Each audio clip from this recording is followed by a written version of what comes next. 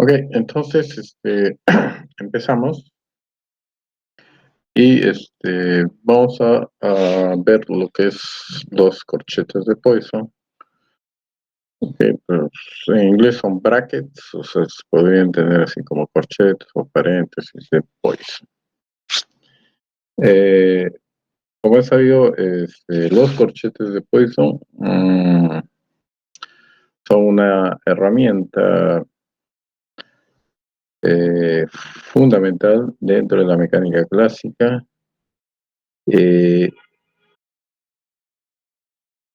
Especialmente, digamos, dentro de lo que conocemos como la formulación hamiltoniana de la mecánica clásica. Estos corchetes se utilizan para describir la evolución temporal de las magnitudes físicas. ¿Okay? Y lo interesante es que estos corchetes de Poisson tienen un papel análogo, muy parecido a lo que se conoce como conmutador en la mecánica cuántica. De ahí su importancia de revisar este concepto. Y así vamos a ver algunos otros conceptos previos a lo que llamaríamos como definición formal de lo que es los corchetes de Poisson. En primer lugar, ya creo que habíamos mencionado anteriormente acerca de los espacios de representación. La clasificación de estos espacios de representación son dos o tres de estos. Vamos a ver el espacio de configuración en primer lugar, simplemente es una definición. Este espacio de representación ya lo conocíamos, tiene una dimensión que nosotros lo vamos a definir con un número S. Recordemos que ese número S representa el número de ejes. En otras palabras, pues si tenemos una cantidad S de coordenadas generalizadas, pues ahí vamos a tener los S ejes. Vamos a ver un ejemplo, el ejemplo del oscilador armónico unidimensional. Si es unidimensional, pues la dimensión es 1 y ese sería nuestro espacio de representación, ¿cierto? Ahí está, menos A serían pues las amplitudes correspondientes de un lado y del otro lado.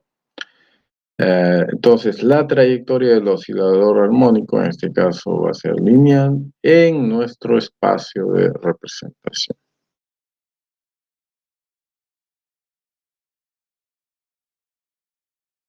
Luego tenemos espacio para eventos, ¿cierto?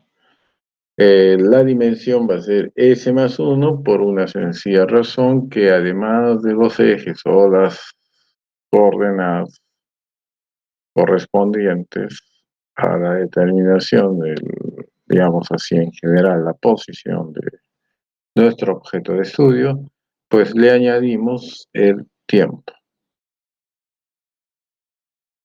Entonces, la trayectoria en el espacio de eventos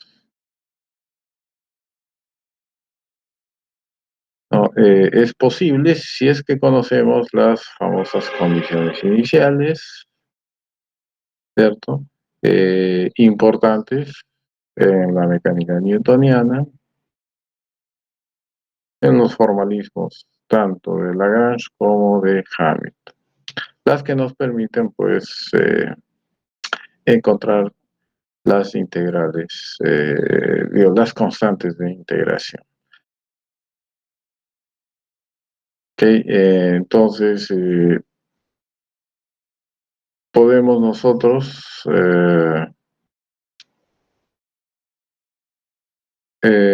aseverar entonces que con el formalismo de Lagrange, ¿cierto?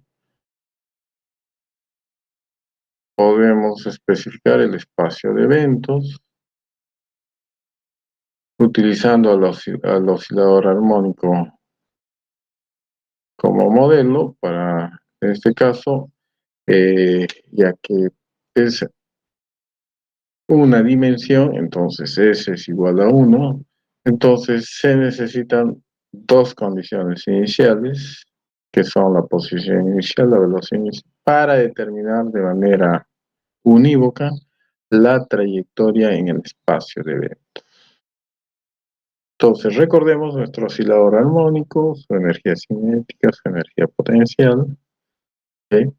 Entonces, una vez que resolvemos nuestra ecuación, pues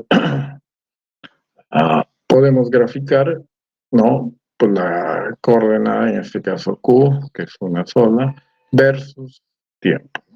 Entonces, ahí podemos observar entonces lo que es MAS, ¿no? Movimiento armónico simple.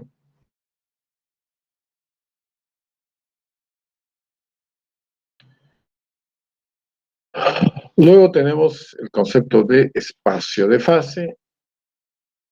¿Okay? La dimensión del espacio de fase va a ser 2S.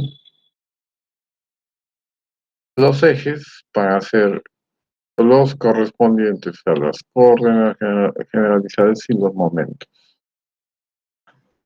¿Ok? Por eso es 2S. ¿Ok? Y debido a que las coordenadas generalizadas y los momentos son variables del mismo, vamos a decir, del mismo rango, estas pueden ser fusionadas en una sola fase si consideramos un vector de fase. Entonces, ese vector de fase, en este caso, pues tendría 2S dimensiones.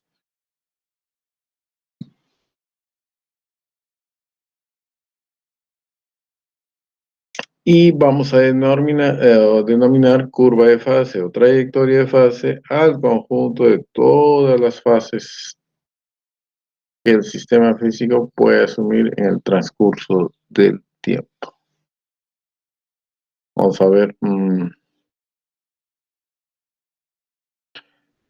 para el caso del oscilador armónico, okay, de acuerdo con la ley de conservación de la energía, las curvas de fase son ahora unas elipses.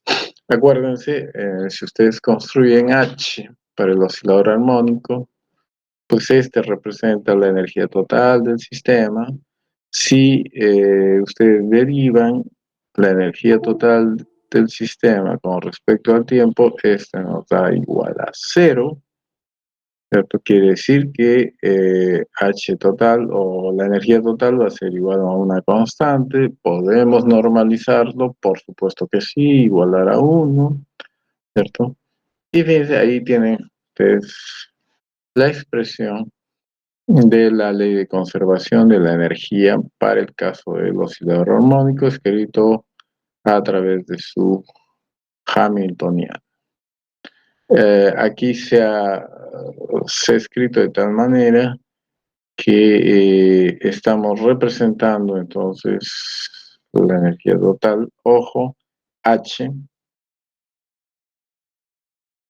de tal manera pues que ustedes puedan observar esa elipse cuyos semiejes, okay,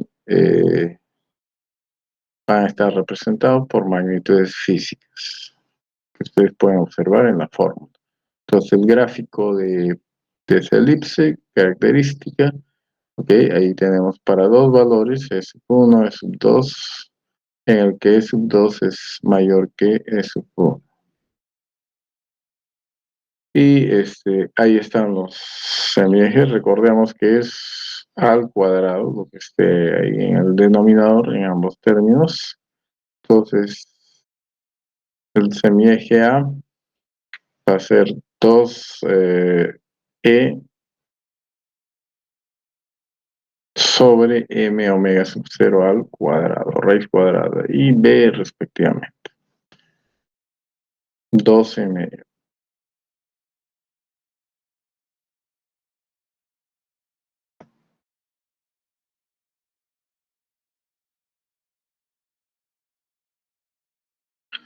Otro concepto importante aquí son los estados o espacio de estados. La dimensión, en este caso, va a ser 2 veces S más 1. Eso quiere decir que adicionalmente a las coordenadas generalizadas y los momentos correspondientes, se le añade el tiempo. Entonces, este viene a representar el espacio, o, digamos, típico o más general, el que más se utiliza, ¿ya? Y a partir de acá se pueden derivar los demás espacios como casos especiales. Y seguimos con el oscilador armónico, ¿cierto? La trayectoria, que en este caso ya no va a ser típicamente pues como la de una elipse, ¿cierto? Un plano, prácticamente un plano PQ. Si le añadimos el tiempo, pues esta elipse va a continuar en el tiempo, entonces obviamente se va a producir ya no una elipse, sino como una espiral, ¿no? Una helicoidal. Ok, entonces más o menos ahí está la figurita que tendríamos como consecuencia, entonces, del análisis del espacio de eventos o el espacio de estados, el espacio de estados, vamos a decirlo así.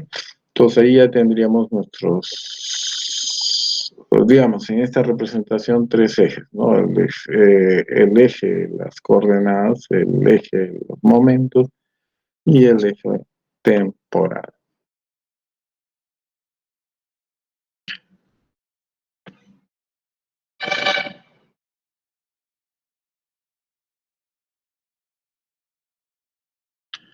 Entonces, si nosotros designamos a la trayectoria de fase por medio de la letra pi, ¿cierto? Vectorialmente hablando, eh, se puede observar que al resolver las ecuaciones de movimiento de Hamilton,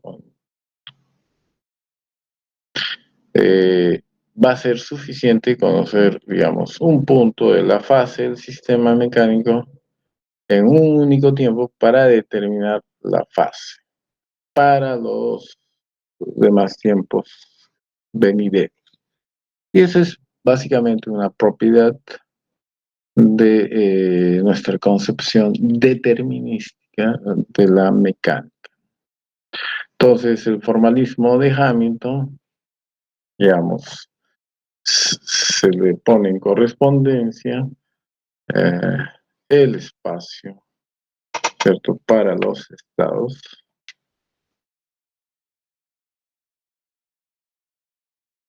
Entonces, al establecer este nexo, ¿cierto? Y definir lo que es el espacio de estados, ¿ok? Dentro del marco del formalismo de Hamilton, eh, vamos a ver que esta definición de estado se puede, ¿cómo se dice?, expresar como un conjunto mínimo, ¿ok? O sea, es lo mínimo posible, pero a su vez completo de parámetros, o sea, conjunto de parámetros, que es suficiente para describir todas las propiedades del sistema.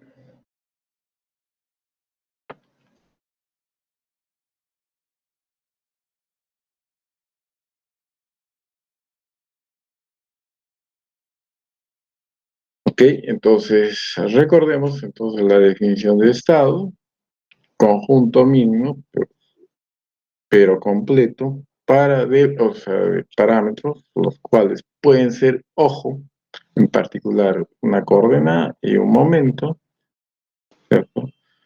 para describir todas las propiedades del sistema, obviamente propiedades físicas. Entonces, ojo, entonces estado implica no solamente que pues, pueda ser expresado a través de lo que nosotros usualmente utilizamos como las coordenadas generalizadas y los momentos generalizados, pueden ser también otras magnitudes.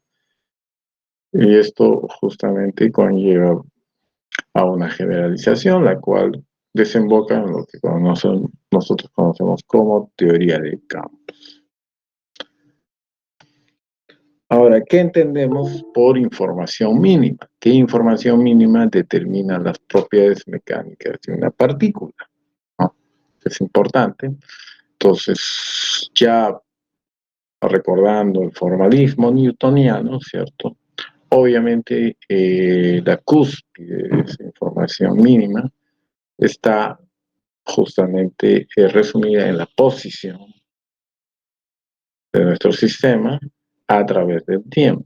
Si conocemos la posición de nuestro sistema, ¿cierto? Podemos determinar su velocidad, su momento lineal, su momento angular, la energía del sistema. Obviamente esto tiene, digamos, su base, ¿cierto? Una vez estipuladas las ecuaciones de movimiento, le corresponden sus condiciones iniciales, lo cual me asegura la integración dos veces para llegar a la posición, ¿no? Previo a eso, la velocidad está ya determinada.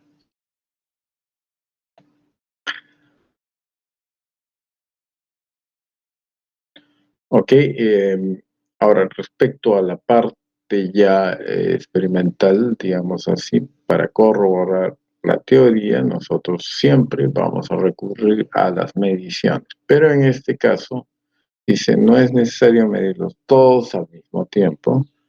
El formalismo de Newton, a Lagrange, Hamilton, clásicamente hablando, básicamente significa que pues si conozco la posición y su velocidad, puedo determinar la historia futura de mi sistema, ¿no? En cualquier momento de tiempo.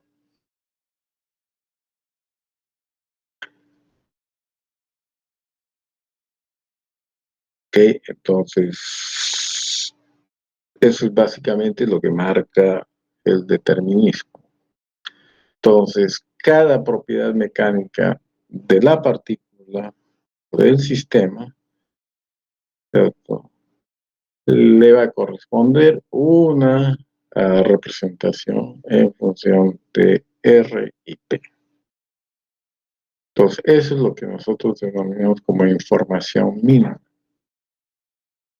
Ahora, por otro lado, las propiedades mecánicas de un sistema compuesto de varias partículas se especifican mediante las coordenadas y momentos generalizados. Entonces, acá, cada propiedad mecánica de un sistema físico, ahora puede haber dos partículas, ¿no? Como mínimo. Entonces, le va a corresponder, ¿cierto? Un espacio cuyas variables, pues otra vez van a ser las coordenadas generalizadas o momentos generalizados, los cuales pueden resumirse en una sola denominación que agrupa a estas dos magnitudes, ¿no? Las coordenadas generalizadas y los momentos generalizados. El significado de esta correspondencia de las propiedades mecánicas de un sistema físico, pues radican en que si yo tengo un estado, el cual yo lo puedo representar a través de una función,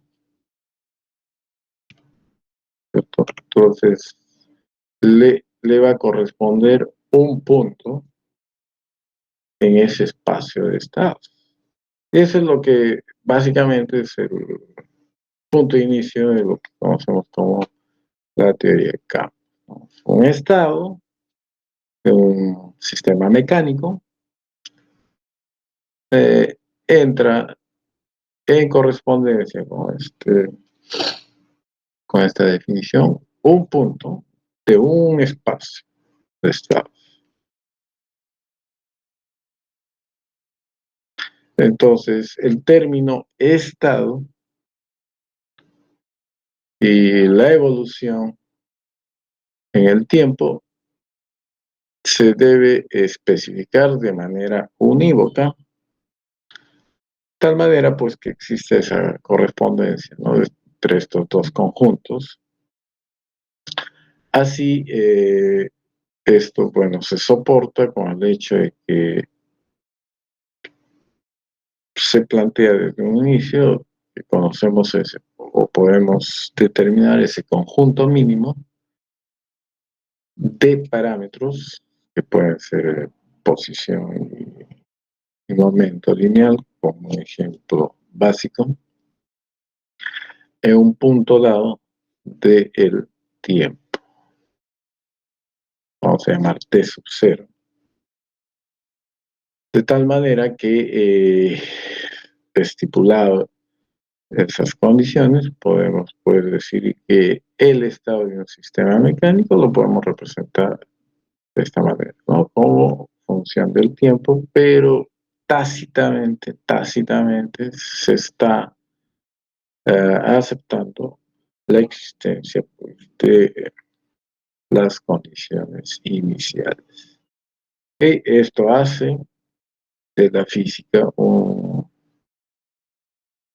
sistema estrictamente markoviano, ¿no? O sea que se conoce el presente, ¿cierto?, y se puede predecir el futuro, ¿no?, qué es lo que va a pasar a partir de las condiciones iniciales.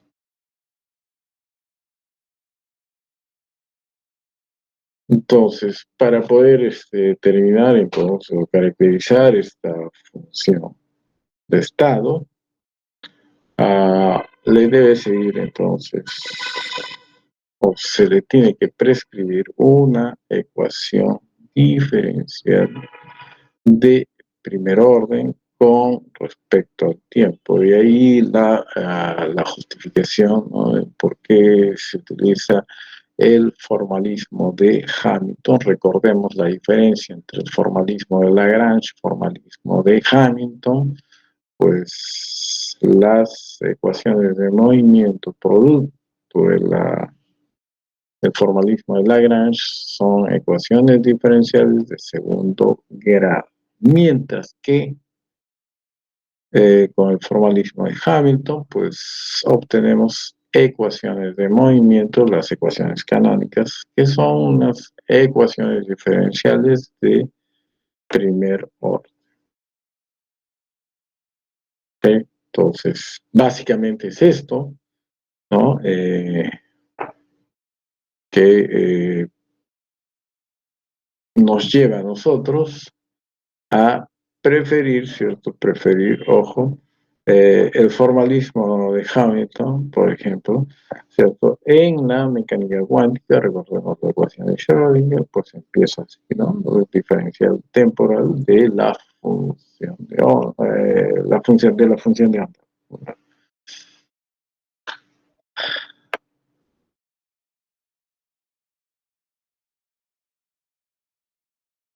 Esto significa entonces para la mecánica clásica, obviamente, las ecuaciones de movimiento de Hamilton son en efecto de este tipo, ¿no? O sea, eso lleva pues, a la preferencia, ¿no?, del formalismo de Hamilton en la utilización, digamos, o en el desarrollo de la mecánica cuántica. Pues, por otro lado, también está claro que la configuración de las coordenadas generalizadas, las que a su vez dependen del tiempo, o sea, estas mismas, digamos, no pueden ser utilizadas como un estado. debido a su evolución temporal. Esta evolución, recordemos, va a obedecer a ecuaciones diferenciales que al final pues son de segundo orden, obviamente con respecto al tiempo.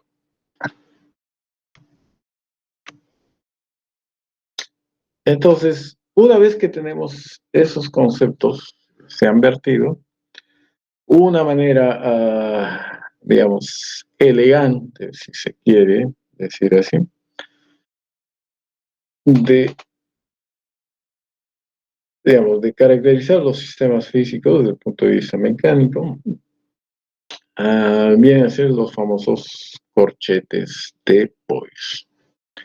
Y ahora vamos a ver entonces a desarrollar este importante concepto en la mecánica clásica. Entonces, como ya les había dicho, esta caracterización nos va a permitir una formulación, digamos, bien concisa de las ecuaciones clásicas del movimiento y lo que es muy importante en la física de las leyes de conservación. Entonces, si tenemos un observable mecánico arbitrario, este puede ser representado como una función de fase, ¿cierto? En el cual tenemos el vector pi y t, recordemos, el vector pi es básicamente la unificación de, o,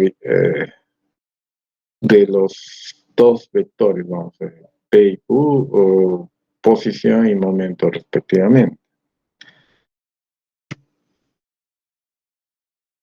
Ahora, si, ojo, si tenemos esta función, ¿cierto? El cual nosotros sabemos que depende de estas tres variables, ¿okay? Q, P y T. Podemos investigar cuál es, digamos, la ecuación de movimiento que me puede caracterizar, digamos, la evolución de este sistema, ¿no? En general. Entonces, lo que hacemos simplemente es pues, aplicar el diferencial temporal a esta función. Recordemos, como esta función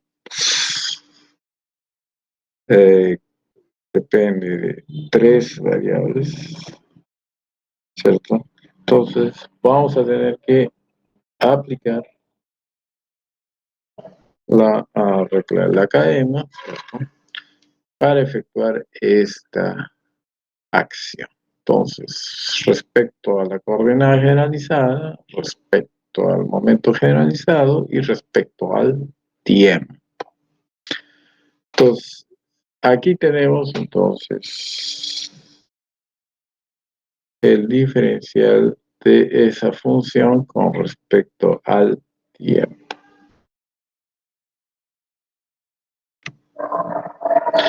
Ahora vamos a utilizar entonces las ecuaciones canónicas, ¿cierto? El formalismo de Hamilton.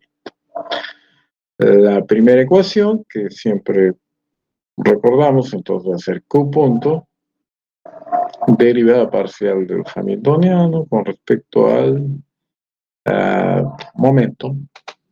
Y viceversa, ¿cierto? Solo, si queremos escribir la otra ecuación canónica, pues cambian de lugar, ¿cierto? Q y P. Entonces podemos decir que el diferencial temporal de P es igual a menos dh con respecto a la coordenada generalizada. Parece que. Entonces, primero vamos a hacer uso entonces de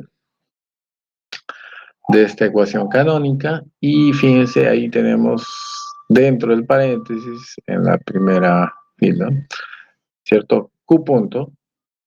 Entonces ese Q punto lo podemos reemplazar, ojo, por esta derivada parcial de h con respecto al momento generalizado. Entonces ya ustedes están sospechando que la otra ecuación canónica, ¿cierto? Que ahí aparece, lo vamos a reemplazar en el otro término dentro del paréntesis. Dicho eso, procedemos a hacer ese cambio, ¿cierto? Y fíjense, aparece una estructura interesante, ¿cierto? Recordemos que a la izquierda tenemos el diferencial de la función f, ¿cierto? Entonces, esa f, si ustedes la desaparecen por un momento, ¿cierto? Y a la derecha también la sacamos. Entonces, el d de t, el diferencial temporal, lo podemos utilizar uh, como un operador, básicamente, el cual va a actuar sobre algo. En este caso particular, pues sería la función f. Entonces, ahí tenemos entonces una estructura, la cual, ojo, la cual puede utilizarse, ¿okay? Utilizarse como una definición, vamos a ver posteriormente, como una definición de lo que este, conocemos como los corchetes de Poisson. Pero es muy importante acá entonces que sí tenemos entonces dos funciones, o sea, observando ya eh, la fórmula 4, entonces en realidad tenemos que tener en cuenta que hay dos funciones ahí de por medio, f y h. Ok, f y h. Entonces la historia es esa, f y h. Entonces, lo que está ahí, ¿cierto? En el paréntesis, por eso le he puesto una llave, ¿ok?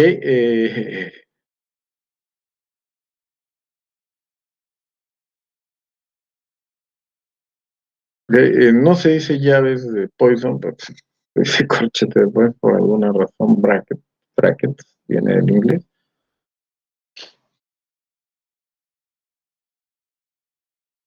¿Okay?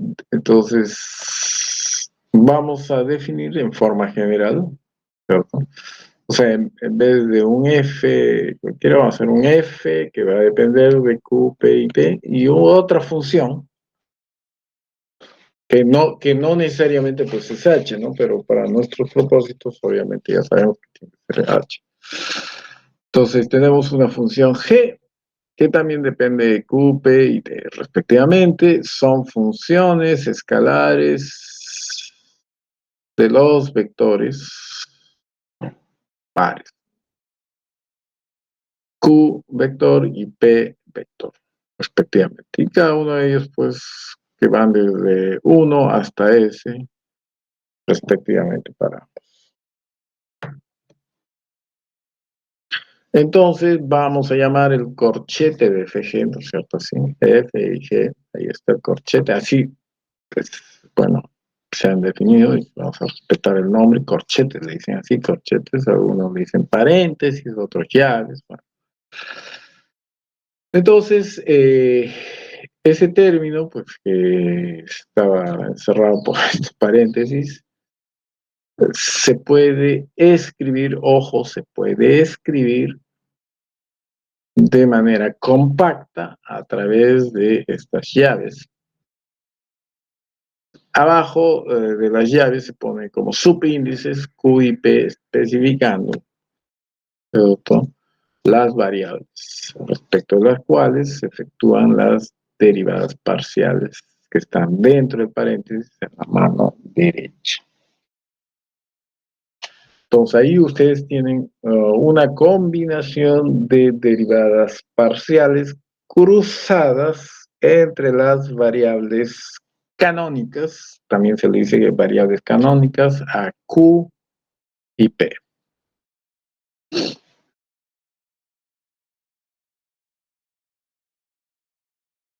Entonces se dice corchete de Poisson de F con G. F con G. Para simplemente determinar el orden.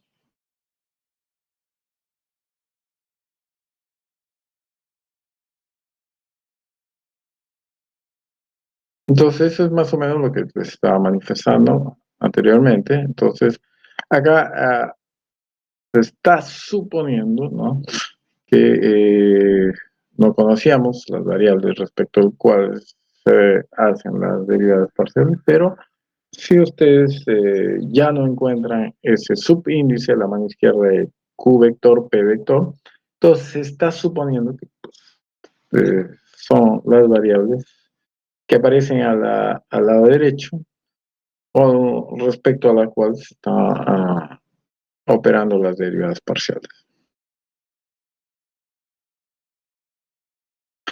Ahora, recordemos que este par de variables canónicas pues no son las únicas, ¿ok? Pueden haber otros pares y simplemente pues se desarrollan las derivadas cruzadas de estas variables. Ahora, la ecuación de movimiento, ojo, acá se le dice ecuación de movimiento acá, fíjense, porque falta, hay un término ahí, la derivada parcial con respecto al tiempo, ¿no? Nosotros solamente una parte estábamos. Entonces, ojo, el diferencial entonces de F con respecto a T, ¿cierto? Sería el corchete de Poisson de F con H más la derivada parcial de F con respecto al tiempo. Entonces, a este nivel se podría decir que pues es una manera de abreviar, ¿cierto?, digamos así, la escritura de la ecuación de movimiento. Hasta ese nivel. Entonces, lo que más adelante veremos que el corchete de Poisson es independiente de la elección del par de variables canónicas.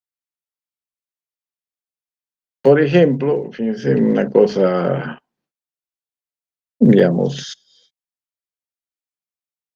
inesperada puede ser, ¿no? F, por ejemplo, por representar por la misma variable canónica, ¿no? ¿Qué pasaría si hago eso? Ojo, entonces recordemos, si F es igual a Q y reemplazamos en 6, ojo, entonces tendríamos dQ dt, que sería Q punto, ¿no? Ojo, deberíamos obtener entonces las ecuaciones, la ecuación canónica, ¿no? Ojo, entonces si reemplazamos F por Q en 6, entonces tenemos el diferencial temporal de Q. Entonces sería Q punto, debería yo obtener la ecuación canónica. Entonces, ahí está. Ese es el reemplazo. ¿Ok? Ahora el corchete. Vamos a ver qué nos da el corchete.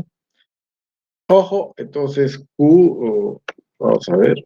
Esto de acá, obviamente, porque Q es una variable, ¿cierto? Eh, o sea, Q obviamente evoluciona con respecto al tiempo, pero no depende explícitamente de T.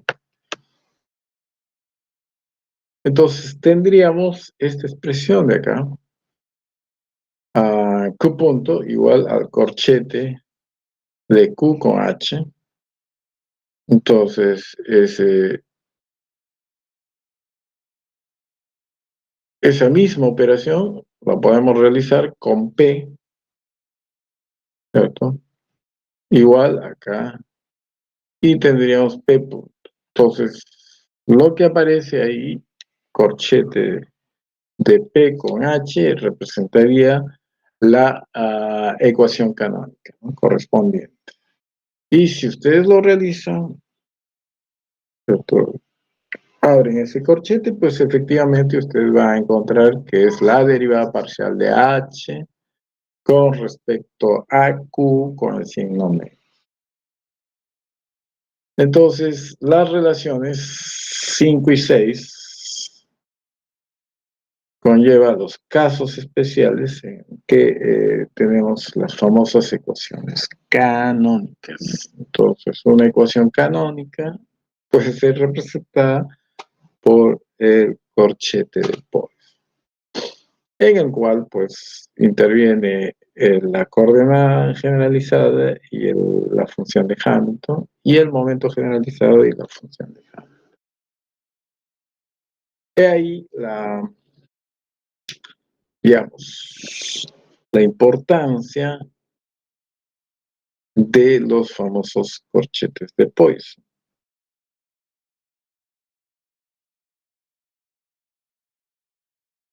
Si en la relación 5, ahora fíjense, ahí vuelvo a escribir, felizmente aquí estoy volviendo a escribir porque es un problema acá estipular esto y verificar explícitamente que las fórmulas que han antecedido en la anterior PPT pues son correctas. Fíjense, ahí tenemos la definición del famoso corchete. Reemplazamos F por Q y en lugar de G, miren Q, a ver qué es lo que se encuentra, ¿no? Ahora no solamente vamos a hacer el reemplazo de una de las funciones del corchete de Poisson, sino de las dos, y específicamente por la coordenada generalizada y el momento generalizado. No, primero vamos a hacer por coordenada generalizada y otra coordenada generalizada. Recordemos, el subíndice es muy importante. Uno es Q sub I, el otro es Q sub J. ¿Okay? Primero vamos a hacer eso, que es mucho más específico. Vamos a trabajar primero con las coordenadas generalizadas y, ojo, solamente vamos a planchar. Ustedes pueden hacer eso. En lugar de F, entonces colocan Q sub I y en lugar de G, Q sub J. ¿Cierto? Entonces, respectivamente, y ustedes van a encontrar lo siguiente, ¿no? Si hacemos caso, entonces, a esta formulita, miren, ese es lo que nosotros obtendríamos. Entonces, ustedes básicamente, ojo, ustedes básicamente pueden verificar inmediatamente dentro del paréntesis a la mano derecha, ¿cierto? De esta igualdad, la última, que eh, básicamente podemos decir, pues, esto es igual a cero, por ejemplo, el segundo término, que es en paréntesis, la derivada parcial de Q con respecto a P, ojo, son independientes, linealmente independientes, entonces obviamente el índice es JJ, pero básicamente es el cero, el otro término, del otro término, el primero, después del signo menos, igual. Este término acá, que está con la flechita verde, miren, es la derivada de la coordenada generalizada, subíndice I, respecto a la coordenada generalizada, subíndice J. Entonces acá, recordemos que ese término va a ser igual a cero, si es que I y J es diferente, si I y J son exactamente iguales, va a ser igual a 1. Quiere decir que tenemos ahí un delta Kronecker. Este de acá sí es exactamente igual a 0, de igual manera, y acá tendríamos 1, ¿cierto? Porque ahí es JJ, no hay problema. De tal manera que si colocamos, ojo, si colocamos entonces, en vez de F y G, dos coordenadas generalizadas, ¿cierto? Eso va a ser igual a 0.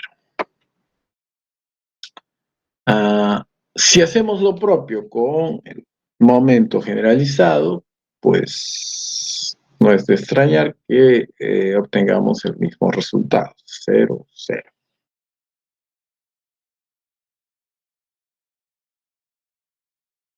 Si en cambio en la relación 5, que es la definición el corchete de Poisson. Reemplazamos F ahora por la coordenada generalizada y en lugar de G, ahora el momento generalizado, o sea, la otra combinación posible, ¿cierto? Entonces, fíjense lo que ustedes van a obtener. Otra vez planchamos la definición, ¿cierto? Solamente colocamos las letritas y igual ustedes tienen que hacer el análisis de las derivadas parciales dentro del paréntesis. En primer lugar, acá ya ustedes saben, otra vez vamos a tener el delta crónico, ¿cierto? Y fíjense, ahora sí, el segundo término, pues es 1, ¿cierto? Ahí ya no hay vueltas que dar, 1. Otra vez, acá nos damos con el caso, va a ser 0, porque recordemos, ambas variables son independientes. Y bueno, este término igual 0. Pero fíjense, ya acá podemos decir, ¿cierto? Que no va a salir 0, sino va a salir o 1 o 0, pero no podemos decir 1 o 0, pues utilizamos nuestro delta Kronecker, ¿cierto? Que nos permite expresar este resultado de una manera más general. Los corchetes fundamentales, entonces, son independientes de la elección especial de las variables canónicas.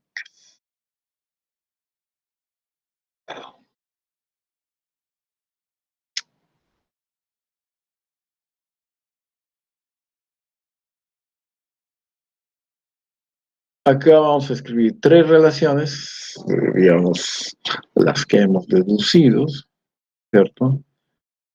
Y la combinación de ambos, ¿cierto? Estas tres relaciones, 9, 10 y 11, las que hemos desarrollado,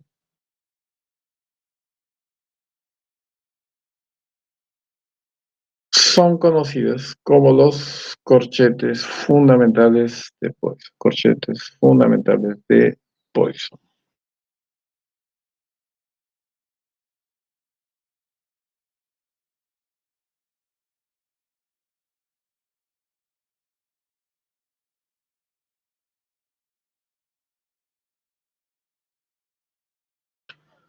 Vamos a hacer algunas propiedades interesantes de estos corchetes de Poisson. Pues vamos a ver que pues, estos corchetes de Poisson van a cumplir con algunas propiedades algebraicas interesantes, conocidas por todos ustedes, solamente que a nivel pues, de los corchetes de Poisson, ¿no?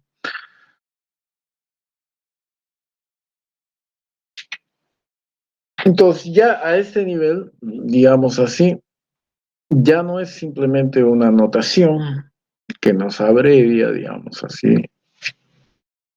el hecho de escribir las ecuaciones de movimiento, sino que vamos ya un poquito más allá y ahora estamos verificando su importancia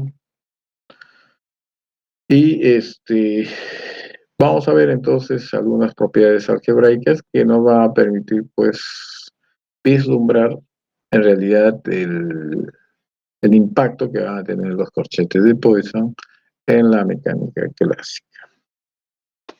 Entonces, primero vamos a enumerar algunas propiedades. Una de las primeras que incluso se podía haber deducido, ¿cierto?, de lo que hemos desarrollado en las fórmulas 4, 5 y 6 y las que han derivado en los tres primeros resultados que hemos obtenido de los corchetes de Poisson y que tiene que ver con la antisimetría, es decir, si nosotros cambiamos el lugar de las dos funciones arbitrarias, por ejemplo, fg en el corchete de Poisson, pues resulta que vamos a obtener casi lo mismo, excepto que con el signo negativo, ¿no? O sea, Esa es la idea de la antisimetría. Entonces, si F y G cambian de lugar, ¿cierto? El resultado aparentemente, pues, muy parecido, excepto que si ustedes factorizan el signo menos, pues ya, ustedes van a encontrar exactamente lo mismo. Y para el caso, ojo, que habíamos puesto, ¿se acuerdan? La coordenada generalizada dos veces, solo con dos subíndices diferentes. Entonces eso implicaba, pues, si colocamos FF en la coordenada, en el corchete opuesto, va a ser exactamente igual a 0 para cualquier F. La otra propiedad importante, como en todas las teorías físicas, es la linealidad, del cual no podemos escapar, dada entonces C1, C2, números arbitrarios, constantes, ¿cierto? Entonces resulta que pues la suma de F1 y F2 como una combinación lineal, ¿cierto? Y G, que es otra función arbitraria, el corchete de Poisson de esa suma, ¿cierto? Me da dos corchetes, siendo C1 y C2 obviamente constantes. Entonces ahí tenemos el cumplimiento de una de las propiedades más conocidas como, digamos, más generales, digamos, así, correspondiente a la linealidad.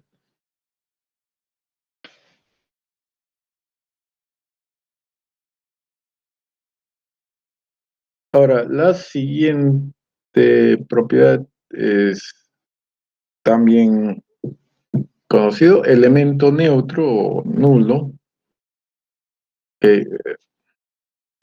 Si en lugar de f, que es una función, colocamos una constante, vamos a ponerle esa constante c,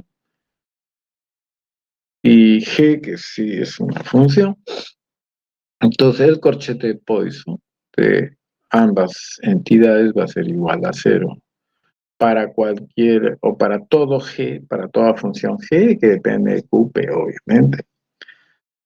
Entonces ahí tenemos el elemento nulo, y vamos a especificar la regla de multiplicación. ¿Qué quiere decir? Pues que dentro del corchete de Poisson puedo encontrar yo el producto de dos funciones, ¿no? Entonces vamos a colocar f, y el otro término va a ser un producto de dos funciones g y h. Okay. También se puede verificar, y esto es solo cuestión de escribir la definición de los corchetes de Poisson, ¿cierto? Y vamos a encontrar que efectivamente pues se cumple esta igualdad a 15, fíjense, f, gh, entonces g ustedes lo pueden hacer a un lado como si fuese una constante, y tenemos el corchete de f y h, y luego h también se saca afuera, pero ojo, muy importante, el orden, si g está primero, se pasa a la izquierda del corchete de FH, y H lo colocamos al lado derecho del corchete de FG. Simplemente observamos ese orden. Identidad de Jacobi, así es conocida. Ok, este es ya menos trivial, pero sigue siendo aún así algo interesante, simplemente por su forma como se escribir, ustedes van a ver, pero la demostración de esta igualdad, ojo, se puede hacer de manera, digamos, normal, o sea, simplemente es cuestión de reemplazar la definición y llevar a cabo eh, algunas operaciones algebraicas sencillas, ¿okay? Y vamos a verificar esta igualdad conocida como la identidad de Jacobi.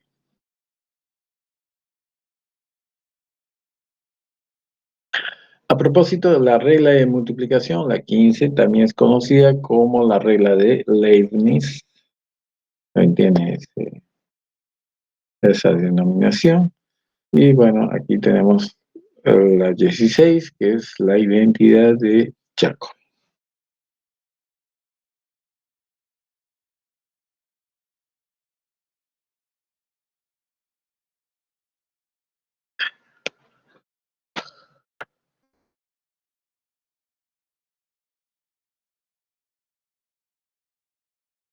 El corchete de Poisson dice, se puede expresar mediante un operador diferencial.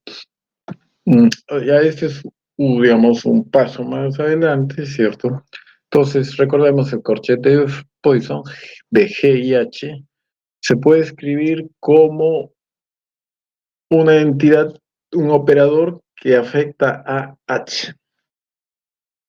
De ahí que este operador pues tenga el subíndice G, ¿sí? Porque G es, digamos, la otra variable del corchete Poisson, donde, ¿cierto? Ese TG operador, creo que ya les había mencionado, en el momento en que habíamos definido el diferencial de una función f con respecto al tiempo, combinado con la función h. Entonces, fíjense, ahí está el operador. Efectivamente, si nosotros colocamos h en los lugares faltantes, pues reconstruimos el corchete de Poisson, tal y como habíamos definido.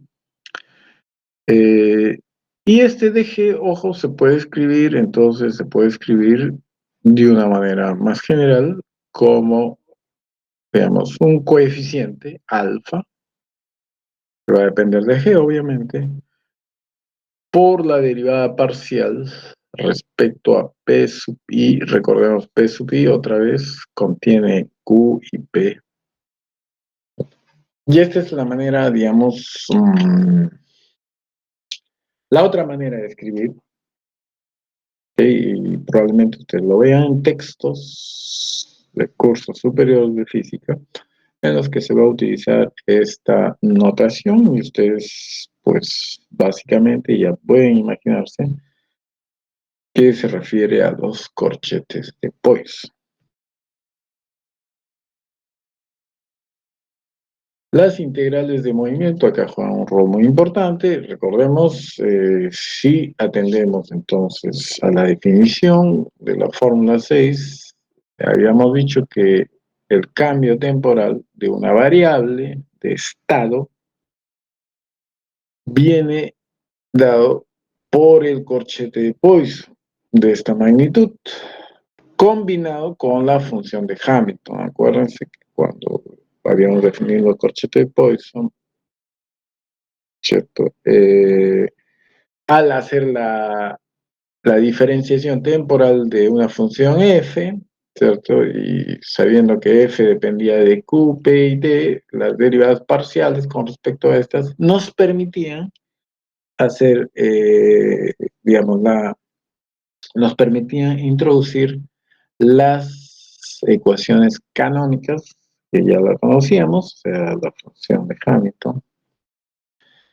Entonces, esto nos permitía entonces introducir la mecánica hamiltoniana en este concepto de los corchetes de Poisson. Entonces, la función de Hamilton nos permite caracterizar la evolución temporal de los famosos observables mecánicos, ¿no? Ya atendiendo a una posible generalización, ¿cierto? De estos conceptos, pero a la mecánica cuántica. Okay, ahí está entonces el diferencial de f con respecto a t y cómo nosotros habíamos introducido la función h. A ver, analicemos, dice, una magnitud física f, la cual depende de q, p y t, y que tiene algo especial, que tiene para todos los tiempos el mismo valor. Esto, en otras palabras, ¿cierto? Significa que si yo aplico el diferencial de f con respecto a t, va a ser igual a 0, ¿no? Y acuérdense ustedes, pues igual a 0, entonces f es una magnitud constante. Por eso se dice que f es una integral de movimiento.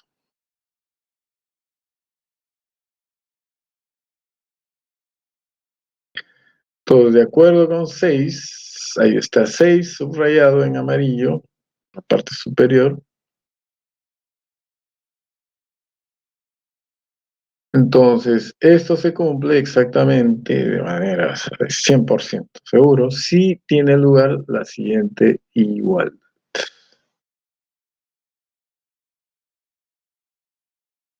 ¿Ok? Entonces, claro, porque simplemente ustedes observan la fórmula 6.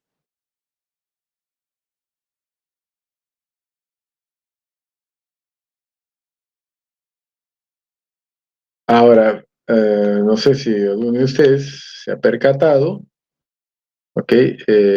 Acá en la definición 6, en lo que está sombreado en amarillo, ¿ok? Entonces nos están diciendo que df dt, o sea, el diferencial a lo que está a la izquierda, es 0.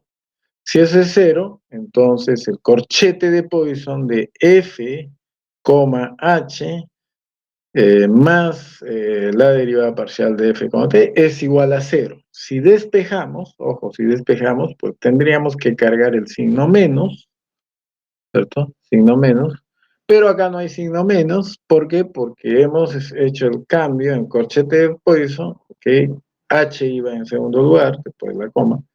Ahora h está en primer lugar, ahí recordemos antisimetría, el corchete de Poisson, entonces ya el signo menos se justifica pues que no aparezca acá, ¿cierto? Entonces, justificado eso, seguimos adelante. Vemos que la constante de movimiento en sí misma puede depender, ojo, puede depender explícitamente del tiempo, en general.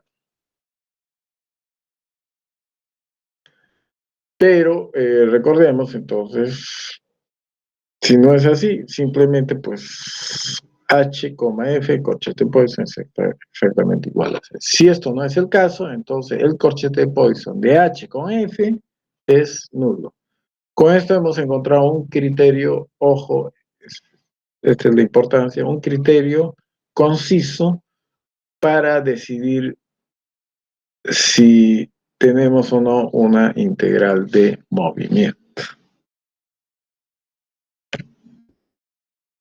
Entonces, para la función de Hamilton, en particular, recordemos, dh dt, entonces, esto sería equivalente a escribir un corchete de Poisson de h con h más dh dt, o derivada parcial de h con dt, pero Poisson, h con h, 0. Entonces, encontramos que el diferencial de h con dt es igual a la derivada parcial de h con respecto a t. Y de ahí que uh, va, digamos, a concordar con lo estipulado, recordemos, con el formalismo de Lagrange, cuando nosotros habíamos definido una nueva función que habíamos dicho h, recordemos h era p por q punto menos el lagrangiano. Entonces, después de haber hecho esa definición, ¿cierto? Seguíamos con la especificación, o sea, con reemplazar las velocidades generalizadas por los momentos generalizados. Nos topamos, ¿cierto? En realidad son tres las ecuaciones canónicas. Entonces, la tercera, porque las dos primeras son las que ocupaban nuestro tiempo, y simplemente la tercera no le prestamos atención porque se supone que teníamos sistemas conservativos donde era constante y todo eso. Pero nosotros habíamos obtenido una igualdad. La derivada parcial de h con respecto a t igual a menos la derivada parcial de L con respecto a T. Entonces, si H no depende de manera explícita del tiempo, entonces esta es una integral de movimiento que básicamente, ¿no?, para el caso de ligaduras esclerónomas, es idéntica a la ley de conservación de la energía.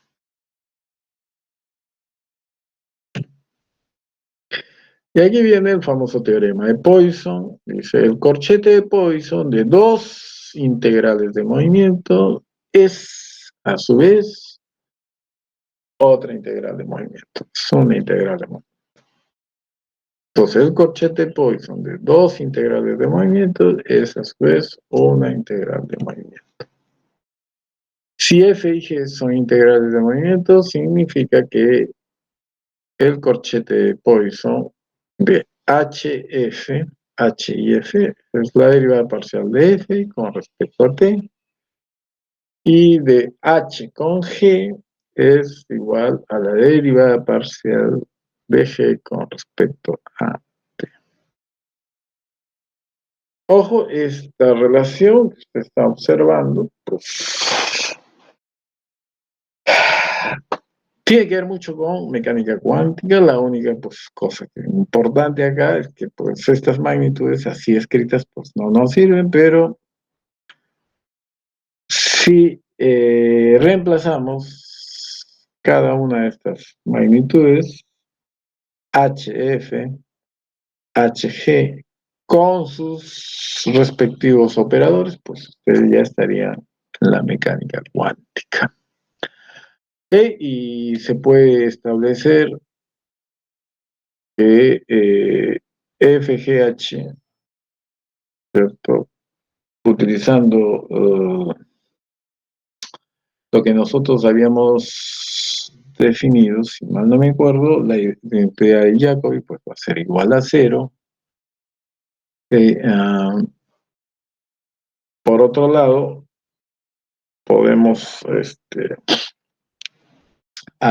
reescribir esta igualdad a través de una expresión mucho más elaborada, en la que vamos a tener un corchete de Poisson en el cual contiene otro corchete dentro de su estructura, o sea, H por el corchete de F y G, que es lo que está dentro del corchete general, va a ser la derivada temporal parcial del corchete de Poisson de FG. Entonces, fíjense bien, a la izquierda tenemos un corchete de H con algo, ¿cierto? Ese algo es otro corchete, obviamente, pero a la derecha está la derivada parcial temporal de SA.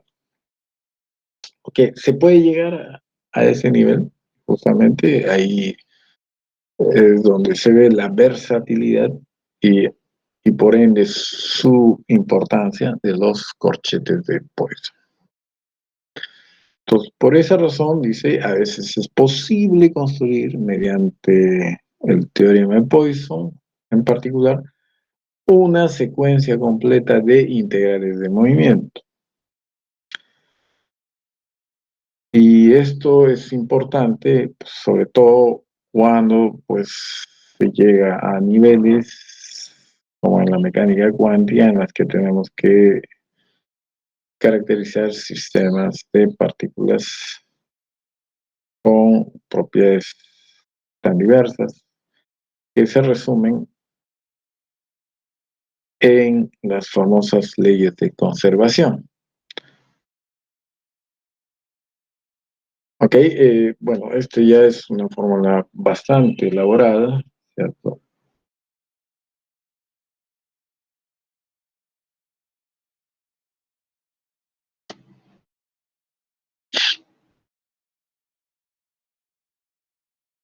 Y aquí va la importancia, ¿no? Por eso le he dedicado unas líneas de toda la relación que tiene con la mecánica cuántica a propósito de los corchetes de Poisson.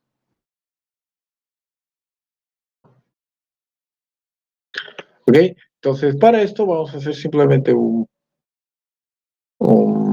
digamos, una operación de abstracción mentalmente. Entonces, por un momento vamos a olvidarnos de la definición que ya conocemos del corchete de Poisson.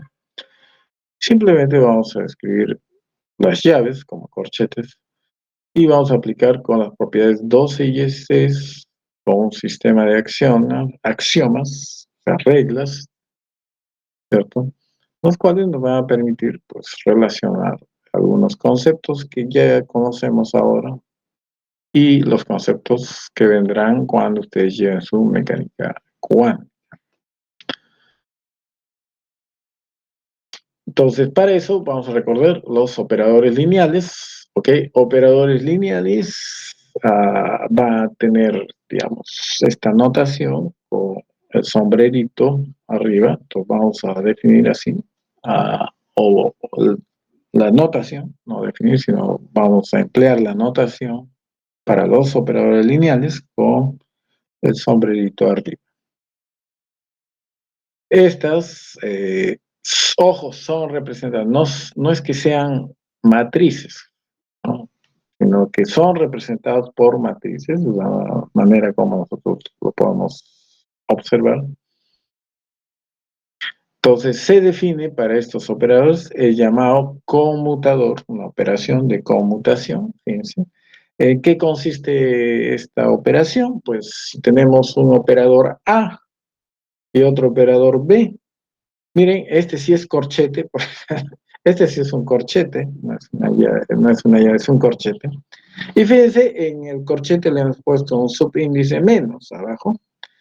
Eso indica pues que vamos a hacer la operación, vamos a multiplicar A por B en ese orden, el orden acá es importante, y el signo menos B por A, o sea, el orden inverso.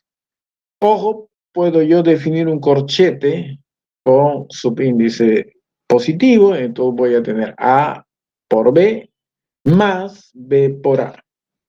¿Ok? Entonces, pero nosotros vamos a utilizar específicamente esta operación con el signo menos, porque nos interesa.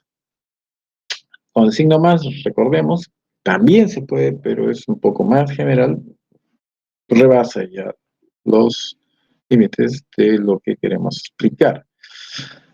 Ojo, dado que el orden de los operadores aquí ya les he dicho, o sea, tiene que seguir ese orden. AB menos BA, entonces no es arbitrario, no es. El conmutador es normalmente diferente de cero y es a su vez un operador, o sea, el corchete de, de estas dos magnitudes, A y B, ojo, son operadores, ya no son funciones, operadores, ah, sigue siendo, ¿cierto? Un operador, ¿no? Eh, este, que simplemente sigue una regla, ¿no? A por B menos B por A. Por alguna razón, ¿sí? Funciona y nos va a decir algo. Entonces, la sustitución, ojo, del paréntesis abstracto por el conmutador 20, o sea, este acá. Entonces ahora ustedes ya entienden por qué se utiliza corchete. Pues, no, en realidad para operadores, este sí es un corchete. Entonces, la sustitución del paréntesis por ahora un conmutador, o sea, por un corchete propiamente hablando, gobierna decisivamente la mecánica cuántica. ¿Okay? la mecánica clásica y la mecánica cuántica se deben a la misma estructura matemática abstracta de orden superior. Entonces, ojo, una y otra, digamos, que obedecen ciertas estructuras matemáticas, pero que en sí representan dos realizaciones de algo que nosotros conocemos como corchetes de Poisson, pero de manera diferente. La realización de la mecánica cuántica puede ser corroborada por el siguiente principio de correspondencia. Para establecer el nexo, el puente, ¿cierto?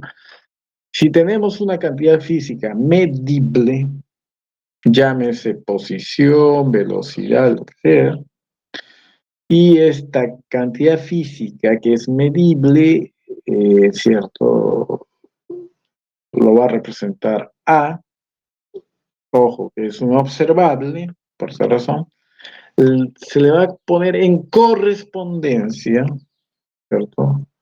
Un operador lineal A, por eso el mismo A, pero con el sombrerito, pero que tiene una propiedad no totalmente arbitraria, sino que tiene una propiedad específica, particular, muy particular, que es hermítica, la cual va a estar representada por una matriz cuadrada en un espacio vectorial, no cualquiera, sino especial, porque se cumple ciertas reglitas, conocido como el espacio de Hilbert. Entonces, si se establece esa correspondencia, ¿cierto? Entonces, los valores que se miden de estas magnitudes físicas observables, ¿cierto? En mecánica cuántica le van a corresponder lo que nosotros conocemos como valores propios o valores esperados de estos operadores. Entonces, hay este puente que nos permite, digamos, satisfacer el principio de correspondencia entre la mecánica clásica y la mecánica cuántica. Tal manera que, cumplido con este requisito indispensable, ¿cierto? Los corchetes de Poisson clásicos, ¿cierto? En realidad se representan a través de llaves o paréntesis, van a estar en correspondencia entonces con los corchetes propiamente, vamos a decir corchetes propiamente, pero de Poisson, vamos a decir así, de operadores lineales A y B. Y fíjense, ese corchete de Poisson cuántico, vamos a decir, en la mecánica cuántica, sufre no sé si un cambio estructural, digamos así, no estructural, sino una constante. Hay una constante que la multiplica. No es tanto h, porque h ya saben que es la constante de Planck, sino ahí en el denominador aparece la unidad imaginaria, que es básicamente la que, digamos, hace diferente a la clásica, ¿no? La mecánica clásica. Entonces, si esa i lo llevamos al numerador, ponemos el signo menos. Entonces, obviamente, cuando escribimos, ojo, los corchetes de Poisson a nivel cuántico, el subíndice del signo menos que aparece ahí al lado del corchete, a veces se obvia, ¿no? Para no tener que escribir una y otra vez.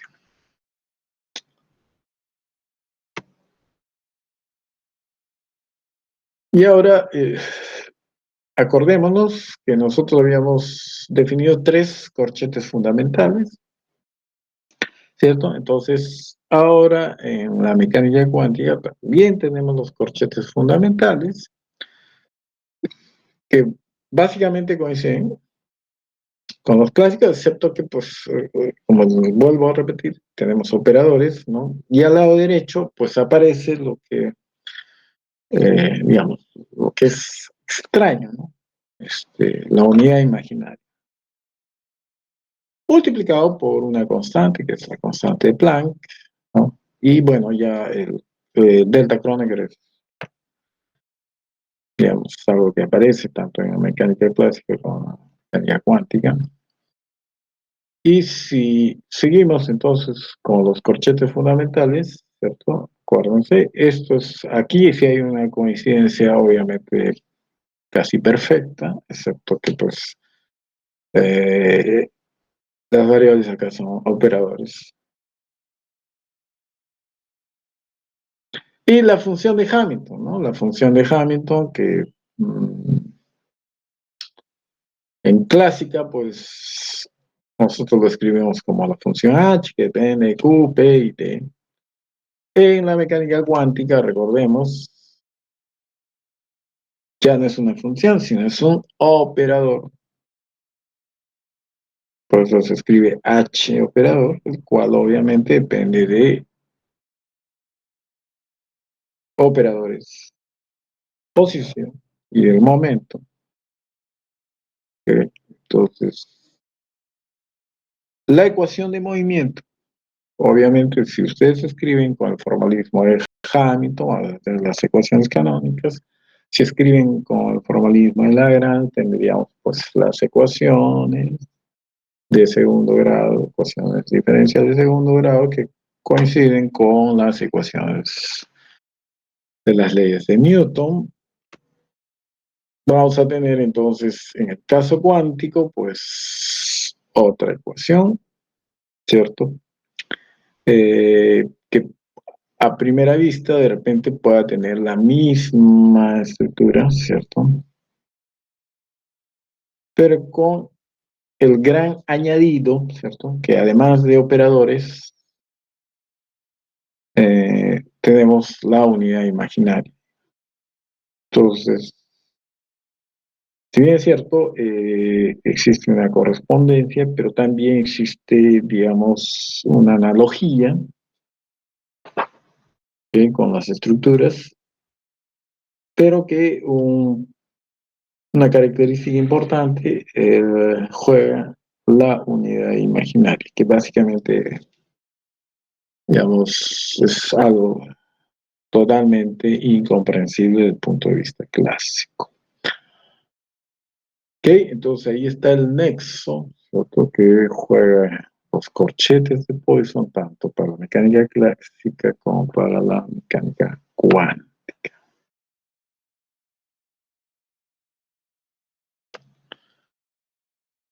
A ver, y si demostremos con un ejemplo simple cómo se puede resolver problemas físicos mediante el uso del corchete Poisson. Recordemos la ecuación de movimiento del oscilador armónico, ¿cierto? Recordemos que el oscilador armónico es un modelo archi conocido y el que más se utiliza. ¿Sí? Entonces, la función de Hamilton para el operador, para el oscilador, se expresa entonces a través de su momento al cuadrado sobre 2m. Ustedes van a encontrar, si ustedes van a escribir su operador de Hamilton, pues aquí ya está.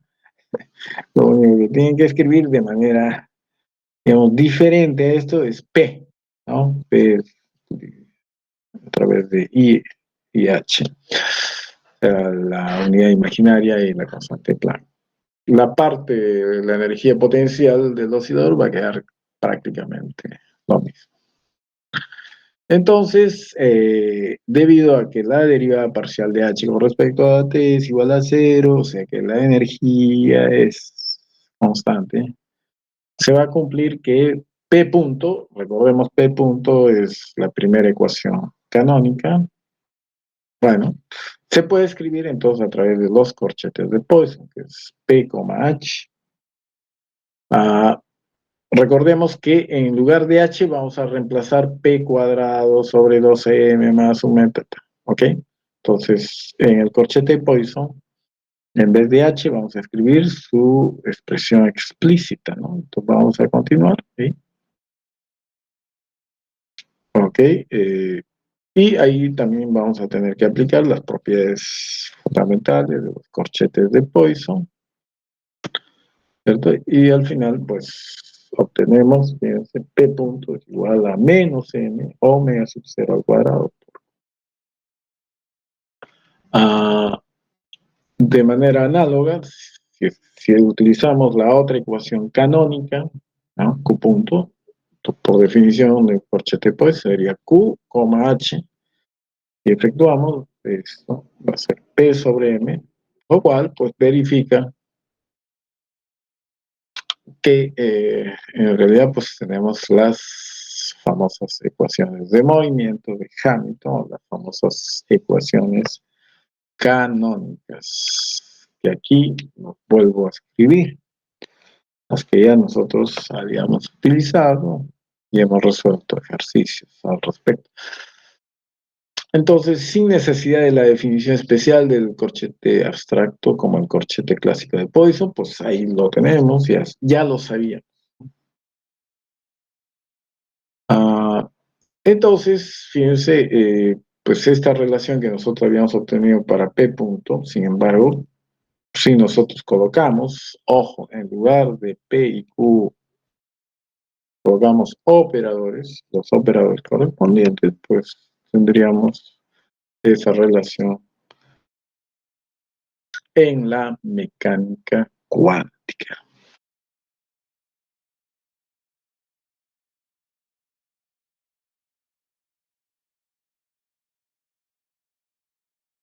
Ok, entonces continuamos el sábado, ¿cierto? Con algunos problemas relacionados con los corchetes de Poe. Ok, para no. La relación de los problemas, parece que lo tengo, no me acuerdo. Entonces, esa es la definición de los corchetes de Poisson. Ok. Ok, aquí está la relación entonces de los problemas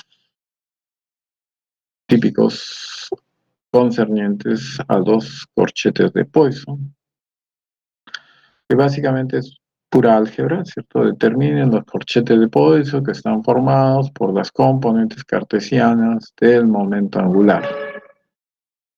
O sea, L igual a R por P, ¿cierto? De una partícula y su momento lineal P. Entonces determinen los corchetes de Poisson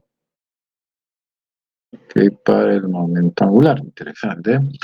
Ah, luego la pregunta 2 se refiere a los corchetes de Poisson que están formados a su vez por los componentes del momento angular. ¿Sí? Unidos, muy parecidos. Si nos dan el momento angular de una partícula cuya masa es m, nos piden calcular, miren, L cuadrado, que es el momento angular al cuadrado, con L sub x, o sea, hallar el corchete Poisson de L cuadrado con Lx, L cuadrado con Ly y debe ser z ahí, lapsus, L cuadrado, Lz.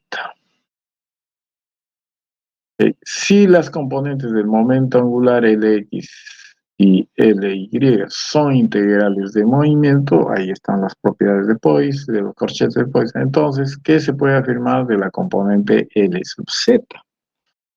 Interesante. La pregunta 5 se refiere a una partícula de masa m que se mueve en un campo central. Ok, dadas esas condiciones, nos piden hallar la función de Hamilton y escribir de manera explícita los componentes del momento de la partícula. Ok.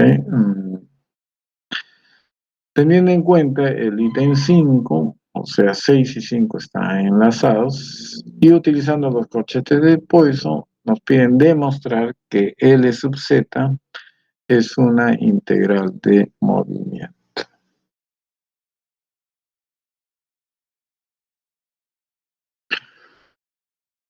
Ok, y así 7 y 8 también tienen que ver con propiedades de los corchetes de Poisson. Entonces acá ustedes tienen un, digamos, un montón de información que han recibido ahora, ¿cierto? Acerca del corchete de Poisson. Ojo, este es algebraico, más que cualquier otro tipo de operaciones que puedan ustedes realizar, pero básicamente es eso. Ok, entonces lo que yo les pediría a ustedes es, por favor, volver a repasar la teoría, los corchetes de Poisson, para que se vayan acostumbrando. Recuerden que es solo cuestión de revisar una y otra vez hasta que pues, queda, como se dice, claro para ustedes. Entonces, repasar la parte de la teoría, ¿sí? Y ustedes van a ver que las preguntas acá caen de manera fácil, usted va a poder resolver sin problemas. De lo contrario, pues simplemente en la próxima clase vamos a resolverlos para de una vez saldar con los famosos corchetes de Poisson. Y el próximo lunes, pues ustedes estén aptos para seguir con su evaluación.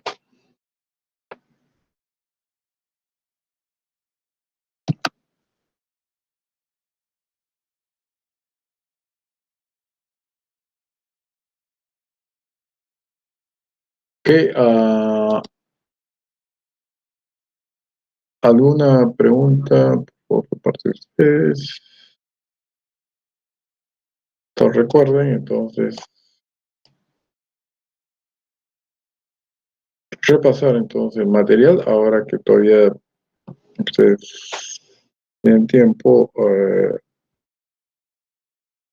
repasar la teoría y luego proceder a resolver los problemas. Y en la próxima clase resolvemos para que ustedes puedan comparar si lo que ustedes han realizado pues tiene asidero, ¿no? O sea, es correcto.